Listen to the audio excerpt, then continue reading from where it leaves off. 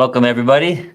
I'm Adam Miller. I'm here with Jim Fitzsimmons, and I appreciate those who have joined. We plan to cover several topics today, one including the freight market, our view on 2023, and then how our drivers can be successful in the current market and even into next year. We'll touch on several other topics as we go through the presentation.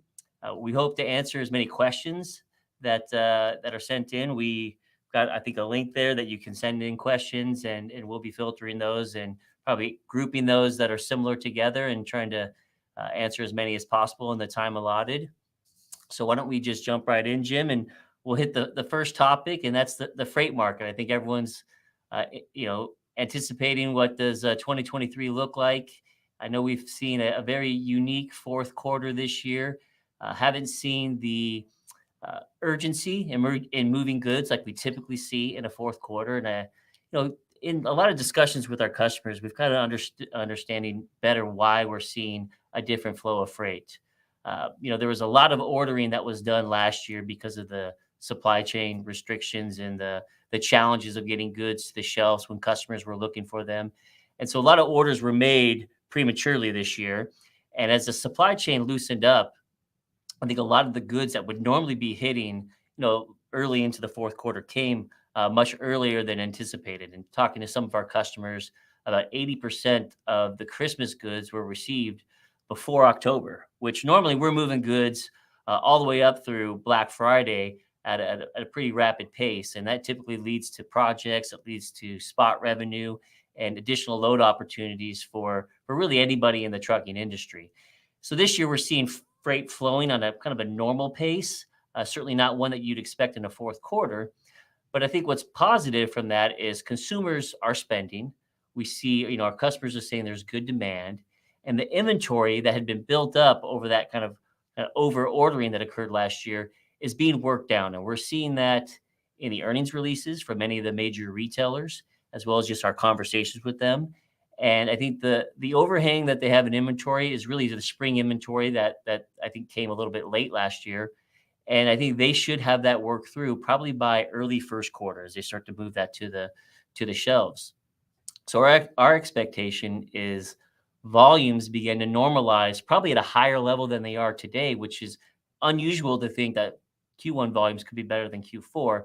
But based on kind of the ordering patterns, that's even what our customers are signaling to us. So our expectation is we kind of move through the first part of the first quarter, probably similar volumes, and actually see them start to ramp up at a higher level than they are today come probably March and then into April. Yeah, which probably be the first time ever, right, that Q1 will be better than Q4. It's this very, very unusual market that we're in right now. Yeah.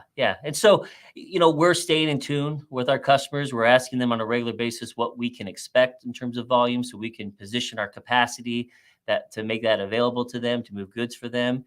And I know that, hey, there's probably frustration out there because, we're accustomed to, being in almost fourth quarter volumes for the last 2 years. I mean, that's really where we've been really since the pandemic kicked off. And so now we've seen a little bit of a lull in the fourth quarter. And hey, but we think it's going to be short term, and then we'll be back at moving goods at a pretty rapid pace and keeping our trucks busy and productive. Mm-hmm.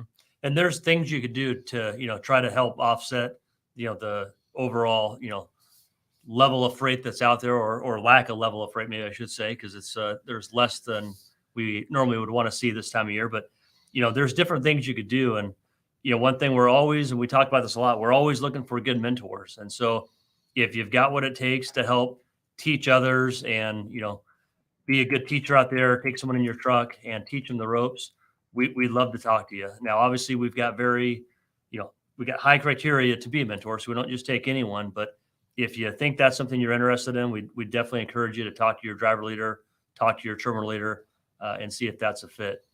Another thing I hear a lot of is where drivers are turning down freight. And so they're in a market, typically like say a year ago, you could kind of pick and choose. We had a lot of freight, it was just spilling over, where now, you can't be picky. And so when we're this tight on freight, we need you to take what we have and kind of trust the system, because our system's designed to keep you moving. So taking 2 short loads, that equals a longer load is obviously going to be a lot better than holding out for a long load that might not come for, a day or two.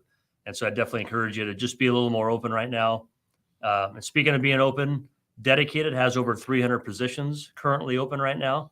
And so if that's something you want to look at, the driver placement team has a list of all the openings, where they're at. There's a lot of opportunity, dedicated and regional. And so definitely encourage you to look at what your options might be, just doing something a little bit different than what you've done in the past. Also, if you are doing something regional, like last year, we took a lot of the line haul drivers that, typically would run, 48 states or, lower 48, 11 Western, different areas like that. And we got more like fine tuned because we had so much freight. Maybe just ran California, Arizona, and Nevada, where now that freight's not as plentiful. You might need to go back to a bigger region. So just be open, ask a lot of questions, see what's working for others, and let's try to figure out what we can move you into to be more successful. One thing right now, that is absolutely key, and Adam and I talk about every single week, is service. And so service is a key element for us to not only retain the freight we have, but get more freight with our customers and new customers. And so would definitely encourage you to do all you can to pick up your load on time and deliver on time. Yeah, because I think the point is shippers can be a lot more selective these days of who hauls their load. And so when we have great service and they can trust that their freight's going to be delivered on time, it's predictable, we have a much better chance of winning additional business for us. And we've seen that already in the early bid season, where that service, when we have a high level of service, that discussion is very different. Yeah. Yeah. Because truckers could be viewed as a commodity by some because there's so many to select from. But when we have a company like Swift who brings scale and performance, that's a carrier that all these shippers want in their portfolio. Yeah, and I was on a call last week with the customer as we went through kind of round 3 of their bid, and price was third, and so service was number 1. And so it's a lot of people think it's just price, but I promise you that service is very, very critical these days. Yeah, absolutely. I think to Jim's point, it's just remain flexible, remain nimble. We want our drivers to be as productive as possible. And so we're going to do everything we can to make sure you're successful. Yeah. I think another topic we'll transition into is trailers, right? And I think there's a lot of questions about smaller carriers that are third-party carriers hauling our trailers and why we do that. And I think we've talked about this several times, but there's going to be markets where we're still overbooked. We have more loads than we have capacity, and we want to provide a service for our customer, and we have trailers on site that can be loaded or unloaded and streamline processes for our customer. And so we find a way to keep that freight in-house. We partner with a third party and have them utilize a Swift trailer to haul a load. And we've done that quite a bit over the last few years. That's ramped up dramatically, especially when the market was overbooked every single day in most markets. And so that's allowed us to build a bigger freight network. And in doing so, when we run into more difficult markets, like I know in the West, a lot of that freight that was moving with small carriers, we've been able to transition that over to our Swift trucks to ensure that we have a driver that isn't sitting when we have freight available. Now, we would not have been able to do that if we hadn't, leveraged small carriers in our trailers when the market was really strong. And so we're going to continue to do that in different markets, and certainly in markets where we're overbooked, going to keep that freight in-house and to make sure that we can optimize freight across our network. And hey, we have great third parties that we partner with, and many of them take great care of our equipment. And hey, there's going to be times when there's challenges and we work through that, but that's going to be a very strategic part of how we grow our business. And really our goal is to make sure that a Swift driver isn't negatively impacted by having third parties move our trailers. And the reason and the way that we offset that is we continue to invest in trailers. We'll be growing probably another 3,000 trailers this year, and we're not going to be pulling trailers out. So that's net growth of 3,000 trailers. And so I think that'll allow trailers to be more plentiful and available in the areas where you need it. Now, we're not always perfect there, but we're doing a much better job with utilizing the tracking devices on our trailers to know where they are, where we need them to be. We're going to be proactive, or we have been proactive about moving them into markets where we have deficits, moving where we have more trailers than we need to in certain markets, moving them to different areas where they can be utilized. So we're getting much more scientific on how we position our trailers so that our drivers aren't left in a market where they don't have a trailer available. We know that's a frustration. Yeah, and we continue to buy more trailers and not sell them on the other side, so the overall trailer pool continues Yes. to grow. Yes. So another topic that I think comes out quite often is autonomous, right? I think that's a hot topic in our industry. And I think we've tried to be very transparent about how we view the autonomous technology. Do I feel like the technology's developed to where we can take drivers out of the trucks? No. Do I think it's there anytime soon? No. There's so many complexities to delivering freight in the US that I think it may be nearly impossible to get the technology to be able to operate without a driver in the truck. But that doesn't mean that there isn't value out of the technology that's being developed. I've been in many ride-alongs, and I've seen how the technology that's in the truck can really help improve the safety of our drivers, can really act as a co-pilot for our drivers, can see things that maybe our drivers couldn't see. If you're coming up on an accident at night and it's low visibility, the truck has the ability to see that there's an object and can stop the truck. There's things that it can do to really help the lifestyle for our drivers. And so we want to test this technology. We want to understand what the capabilities are, not because we think it replaces the jobs. I think it just enhances the lifestyle for our drivers. And so we want to be on the forefront of being able to have that equipment in one of our trucks with our driver testing it to give real-time feedback, real-life feedback to these technology providers to ensure that we understand the application and how it can work in our business if we chose to apply it. But I think we would be remiss not to understand what it is. Now, again, we have no intention or believe that this technology can replace our drivers, but again, it could be a benefit to our drivers. So Yeah, very similar to the airline industry, Yeah. right? The autopilot. yeah, absolutely. You still have the captain in there, flying the Yeah. plane, and autopilot's a great way to make the job safer and easier for the pilot. So Yeah, so we have partnerships in this industry. So I don't want if drivers see where we've created these partnerships and we're testing technology, I don't want that to be a concern because again, that test is there to help improve the job for our drivers. yeah, and it'll make it a whole lot safer as that Yes. technology gets better and better. Even over just the last really probably 10 years, as they started doing the collision avoidance on the front of the trucks with the radar. It started off, it was kind of sketchy at first, but it's gotten better and better. Each year, that technology gets better. And now it's hard to find a new car that doesn't have some sort of safety technology on it, whether it's Right. lane keeping, collision mitigation, something. All that technology continues to get better. So it's just a matter of time before you get more and more of that into the cab of the truck to make the job, safer and really just a better job. Yeah. You want to hit on some of the facility updates? Sure. So, hey, we have a lot going on with facilities. We've been spending, close to $100 million thus far over the last couple of years to renovate our facilities to make sure they're top notch for our drivers and our non-drivers. We still have a few more to get through until we've touched all of them. It's been, I think, 5 years now since we've kind of embarked on Yep. this. There's 4 of them that will be starting in the next kind of 8 to 10 weeks. Laredo, Manteno, our Albuquerque facility, Menasha, Wisconsin's one that we're going to be renovating. And there's about 5 that we expect to be completed probably within the next 16 to 18 weeks. So you can expect to see Troutdale, Lewiston, Syracuse, I think Willows, and Spark. So we're excited about the work that's being done across the Swift network. And really our expectation is that when you come to Swift, you feel like you're working at the largest, most successful trucking company in the nation. Our facility should reflect that. Mm-hmm.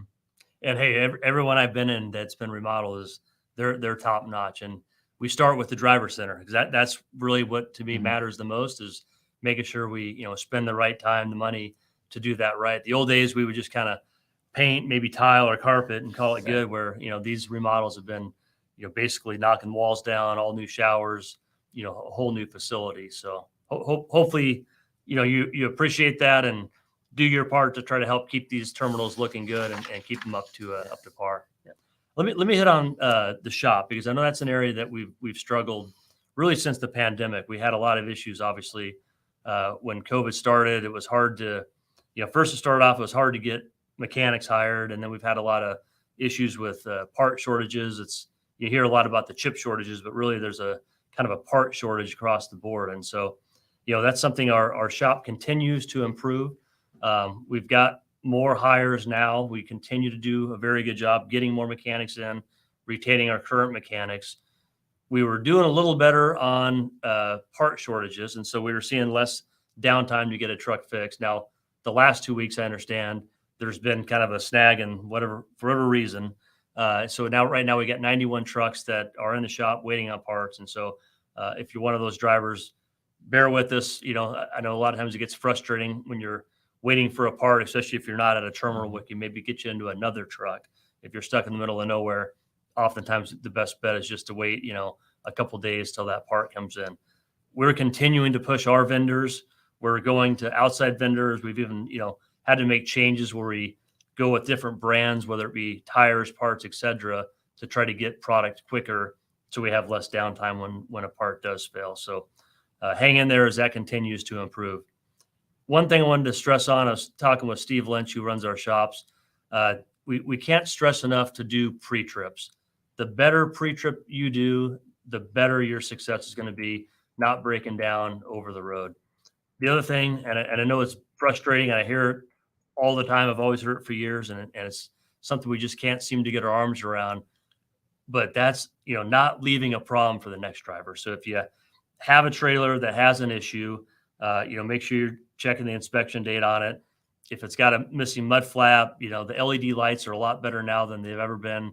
They're a lot more reliable than the old lights. But regardless of what the problem might be, if there is a problem, please get that fixed or let us know before you drop it versus letting the next driver have to deal with it when they hook onto it. Yeah, there's nothing more frustrating when you're ready to get going and you see you have an issue with a piece of equipment that we should have known about. Absolutely. Yeah. Yep. We're coming up on Christmas. The week leading up to Christmas is always like a huge surge. You got a lot of drivers going home for the holiday, trying to get their trucks in for service, get little things fixed here and there. So, typically the shops get kind of overwhelmed that week of Christmas. Holiday hours will be posted at all the shops. The shops will be closed on Christmas, but other than that, they're open for business.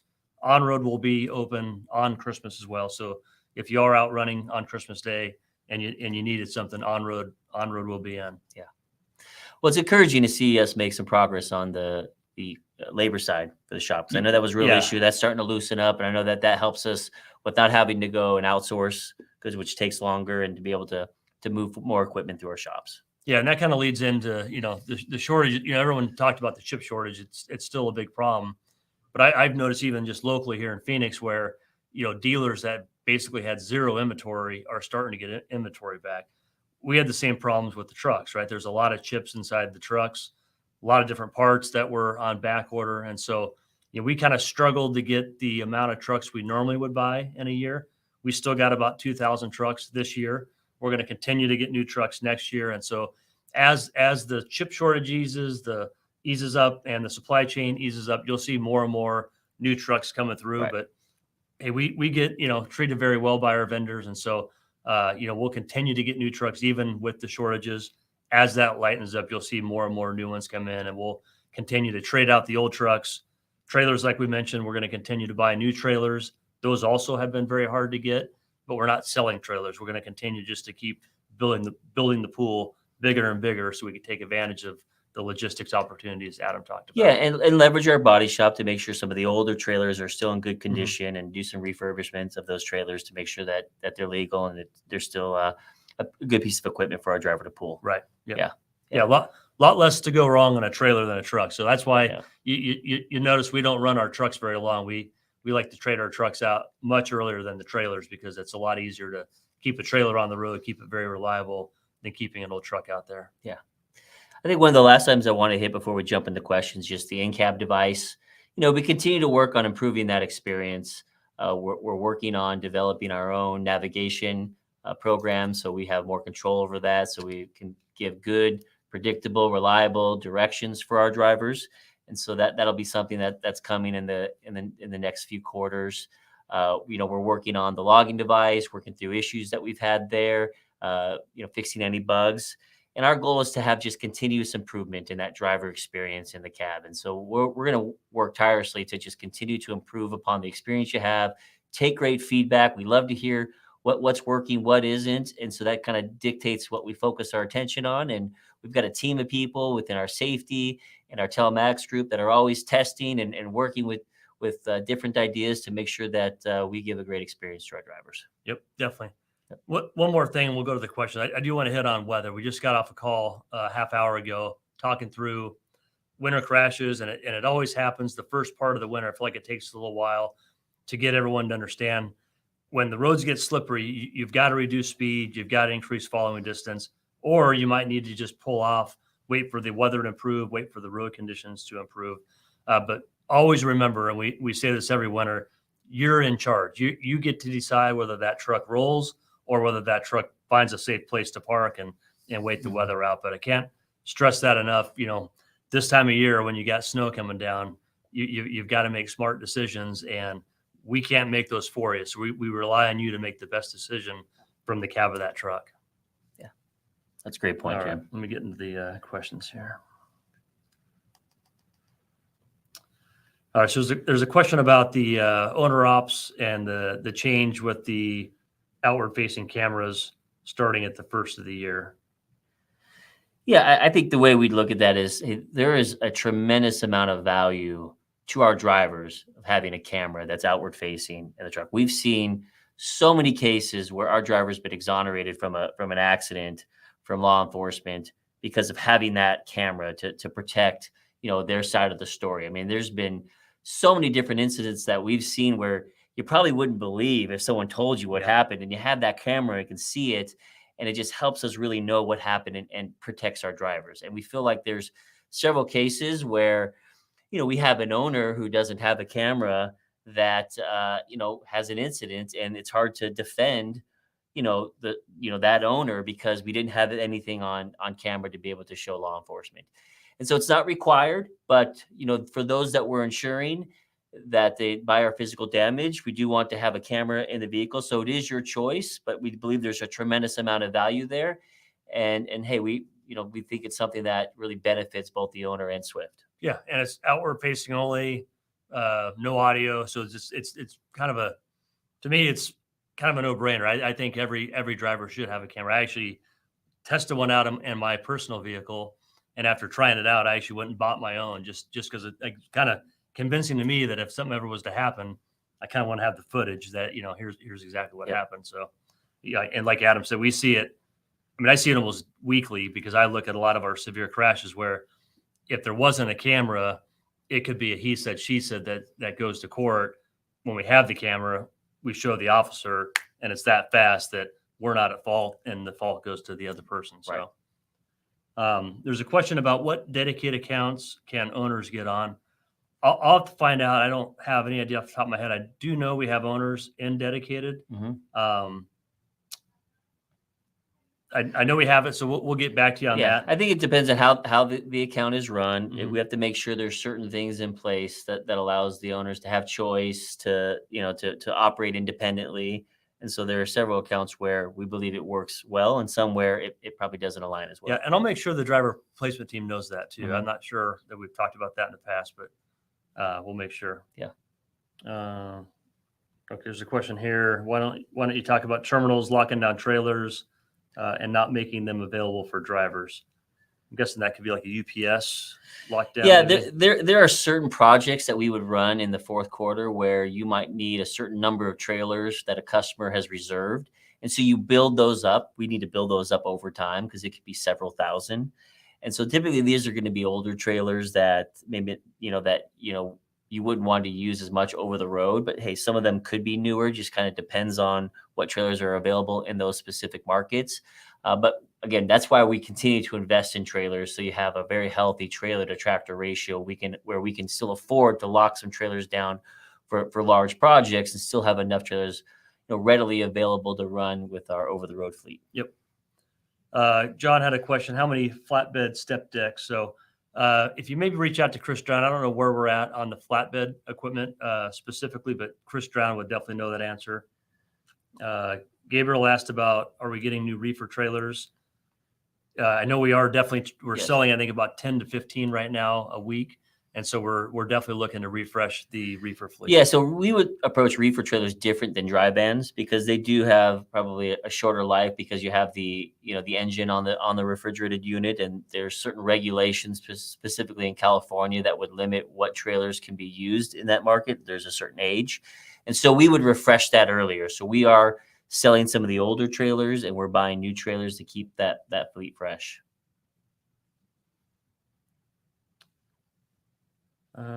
There's a question here. I'll have to look into the owner op portal where they could see work orders. That part has been down for at least a month. So Monday it'll be fixed. So Billy, that'll be fixed on Monday, I'm hearing. Owner op portal. How about electric trucks? That's something else I hear. Yeah. It's kind of funny. Some of the stuff you hear in the media, and there's like this Yeah. huge buzz. You talk to anyone in the transportation industry, it's like they laugh. Yeah. There's a big difference. So we have a project, again, just like autonomous electric, we want to understand, we want to learn how this could impact our industry.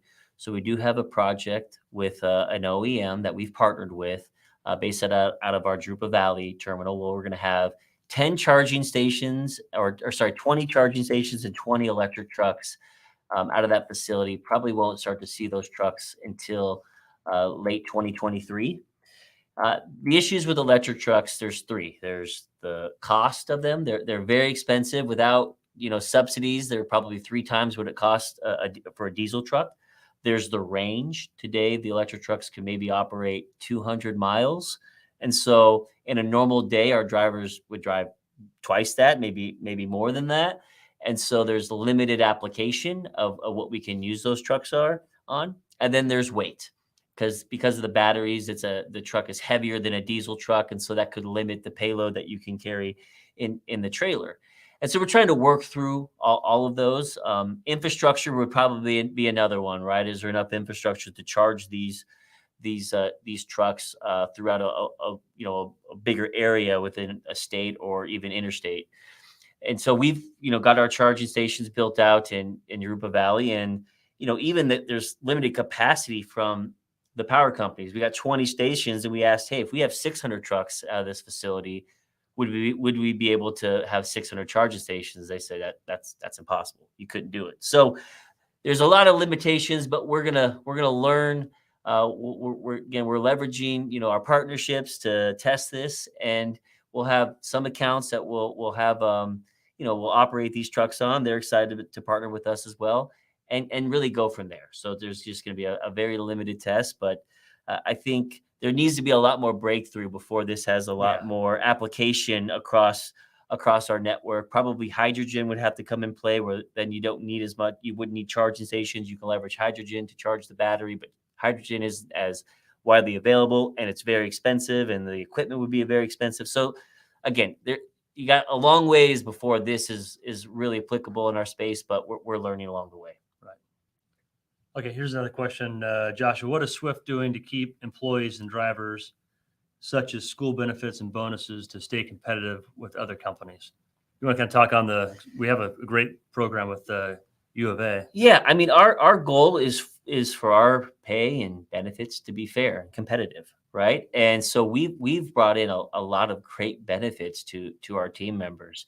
We've got our debt-free college benefit, where our employees or a dependent of our employees can go to school at the University of Arizona, their online campus, Colorado Tech, and there's other schools that we're going to be adding to that program. So you get a debt-free education. There's very few companies that I know of that really offer a benefit like that.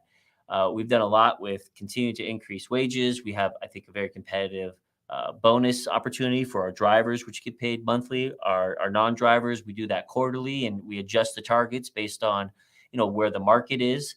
And we're always taking surveys. We're looking at pay surveys and comparing how we pay to the broader market, and making adjustments where necessary. Again, our goal is to make sure pay is fair and competitive. Makes sense.